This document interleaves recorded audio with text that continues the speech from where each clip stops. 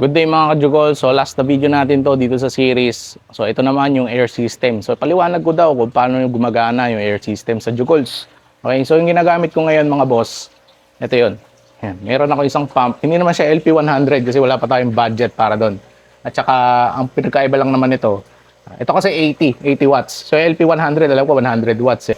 So ito 80. So meron din namang LP na lower na version. Yung kasi yung high end nila na naka-silent yung pump. Ayan, di maingay, hindi umugong na ganito. Hindi man siya maingay, umugong lang. Para siyang ref dati. Ayun. So ito, 80 watts na Risan. Risan yung pinakamagandang brand na na-try ko. At meron akong comparison video nun. Isa sa mga, ito yung nag-upgrade ako nito. Doon yung makikita ko ano yung nagkaiba ng Risan dun sa Hylian na brand. Okay, so based on experience, andun yung feedback ko. Ayan, sana mapanood nyo. Pati kung paano ko inassemble yung mga yan, kung paano mag-assemble yan, nandun po lahat yan. Kung ano yung mga ginamit na fittings, nandun din po lahat yan. At nasa description. And kung gusto nyo, lalagay ko din dyan sa description ng video na to. Okay? And ayan, so ito yung ating Nissan na air pump.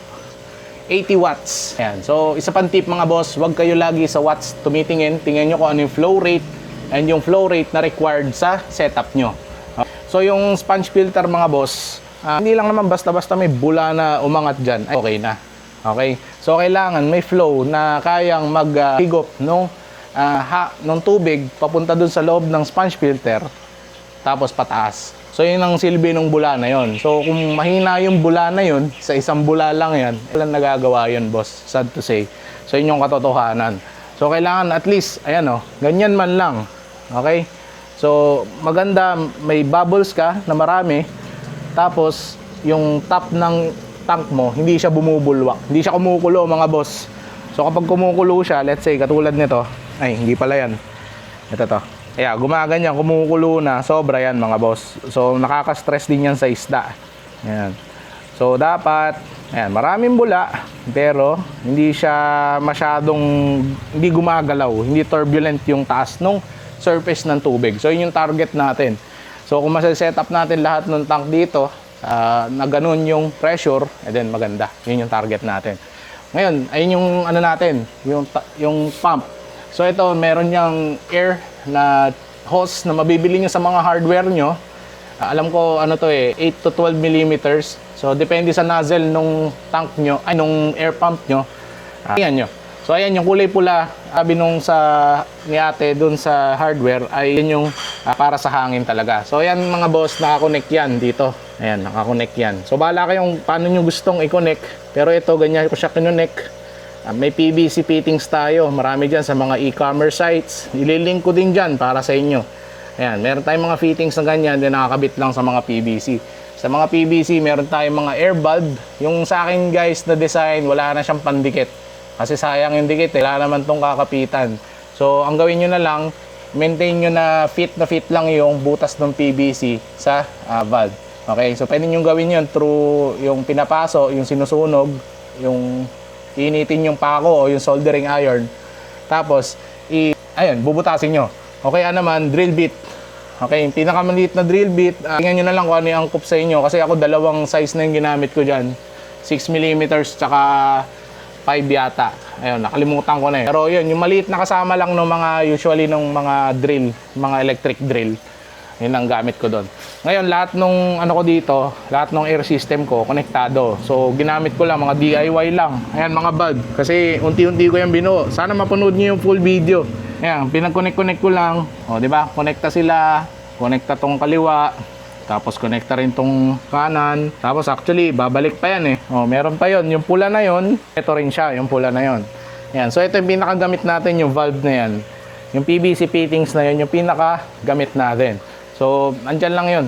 Iulitin ko na naman, andyan sa description. Kasi ang dami talaga nagtatanong mga boss. Sana pinapanood yung mga video natin. Ayun, magalat kayo ng ano.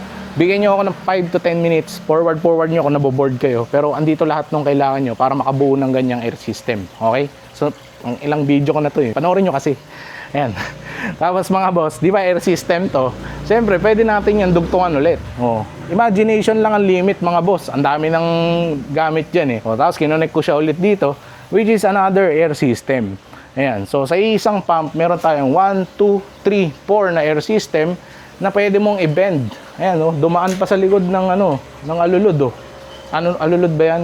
Ng downspout. Oh, kung ano man tawag diyan. Ayan, sa bubong. Ayan. So, ganyan ka-flexible, kasi hose eh. Ganyan ka-flexible yung ating ano, air system. Ayan. Yung isang blue na yun, hindi yun air system mga boss ha. Sa tubig yun. Ito yun, yung gripo natin doon. Oh. So, ito talaga, connected siya ng mga hose lang. Okay, so kahit i-bend-bend din siya, okay lang. So, soon, meron tayong isa pang upgrade. Kakabitan natin ng ito, air system. Itong ating setup dito ng filtration. So, abangan nyo yan. And magiging maganda yung video na yun kasi mahanga kayo paano natin gagawin yung air system. Nagaling din, syempre, doon sa original. So, yun lang. So, yun yung air system natin mga boss. Tips na kailangan yung tandaan sa paggawa ng air system ay isilin nyo mabuti yung mga PVC. Ayan. So, itong mga duktungan na to, yung mga T, ayan, yung mga ganyan, kailangan isilin nyo mabuti yan kasi, ano, maglilik yan eh. Sayang.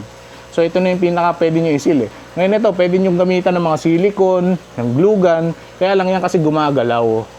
Ayan, so gagalaw yan. So try nyo yung mga bago ngayon, mga Mighty Band, o kaya yung mga mura sa Shopee ngayon na pandikit. Ayan, yung mga sobrang lalakas na pandikit. Ay, ito pala yun. Ayan, yung mga ganito, mura lang to, 50 pesos to 100. Ayan, iba-ibang size. Sobrang dami nyo na, itong isang ganito, sobrang dami nyo na malalagyan yan. Ito guys, ginamit ko to sa, ano, sa acrylic, hindi doon sa air system ko. Pero nga, no, meron na pala ako nito. Ayan, kasi yung sa akin guys, yung mga valve dito, hindi ko naman ginamitan ng pandikit. Kasi sayang lang eh. Nung nag-bull kasi ako, pinihit ko lang yung ano, yung valve, umikot na. So sayang pera. Yung pinaka-best, higpitan nyo yung butas, yung fit na fit, and then ipasak nyo dun yung valve. Tingnan nyo, mas secure siya kasi kahit umikot yung valve, okay lang. Okay? And then next, next tip. Nakita nyo tong valve na to. So ito, malamang ito rin yung gagamitin nyo. Ganito yung orientation na gawin nyo. Ayan, pababa. Okay, kasi ito, pag pinihit ko, hindi gumagalaw. Hindi gumagalaw. Kasi kapag itong side na to, ang nilagay nyo doon, pag ganyan, iikot yan pag pinihit nyo gano'n, no? Sana naintindihan yung sinabi ko. Pero yun, dapat ganito yung orientation niya, guys. Counter yung, yung axle na to dito. Ang dami kong sinabi, no? Yan. Pero ayan, ganyan dapat yung orientation. Para hindi na gumalaw. Kaya kahit hindi nyo dikitan, hindi nga nyo, pinipihit ko, hindi siya gumagalaw. Di ba? Okay, sana na-explain ko na maayos yun. Balik ko lang yung aeration nito. Okay, and then yun na yun. Ngayon, ano pa man tips na mabibigay ko sa inyo? Yung fittings mga boss. So, sukatin nyo yung fittings. Ako ang gamit ko dito, 12mm yata. Ayan, pero pinaka the best mga boss, sukatin nyo. Sukatin nyo, kumuha ka ng kahit anong panukat, sukatin nyo. Yung hose naman, nag-adjust naman yan eh. Hindi naman siya basta-basta hindi mag-fit. Kita nyo to. Ayan o, palubo siya dun eh. Sabihin, pinagkasya ko lang. And mas okay yun. Kasi hindi nyo nakakailanganin ng mga clamp. Ayan, katulad nito, nilagyan ko ng clamp. Hindi niya kailangan ng clamp pero nilagyan ko just for security kasi para hindi matanggal kasi din yung pinakamalakas yung pressure. And then one more thing, ayan, ito yung pinaka sinisita sa akin lagi. Hindi nyo kailangan ng canister, hindi ba may makikita kayo minsan mga setup, merong PVC na malaki o kaya basta merong malaking storage kuno ng hangin. Magkakaroon lamang ng epekto yon sa inyong system, sa air system nyo, sa ganyan, kung meron yung check valve. Ano yung check valve? Yun yung nagpe-prevent ng hangin para bumalik sa compressor. So, maganda yon kapag yung system nyo, or meron kayong mas malaking compressor, o mas malaking flow rate compared sa kailangan nyo, o kaya meron kayong mahina na compressor na gusto nyo palakasin. So, yung kasi parang sa tubig lang, tangke ng tubig, push lang ng push ng hangin si compressor doon sa tangke hanggang ma-reach niya yung maximum pressure niya, ay pumipigil, bumalik yung pressure sa sa air compressor. Science na to eh. So search na lang. So ayun, so kung wala siyang check valve, walang silbi yun mga boss. So sasayang lang kayo oras para maglagay ng galon ng PVC na nasa gitna ng air system nyo kung hindi nyo naman lalagyan ng check valve. At kung may check valve ma'am, kung hindi naman sobrang lakas ng air pump nyo, sobrang liit lang mga boss ng may babalik sa inyo na benefits. So yun lang. So kung gusto nyo, gawin nyo. Kung ayaw nyo, hindi. Pero ayun, para sa check na may magtatanong sa comment section yan. And ano pa ba? May nakalimutan ba ako? So yun lang siguro. So kung meron na ako nakalimutan, comment lang kayo, sasagutin natin sa susunod na video. And maraming salamat sa panonood. Don't forget to like and subscribe. And yun nga, kita-kita pala tayo sa susunod na video. Okay, salamat.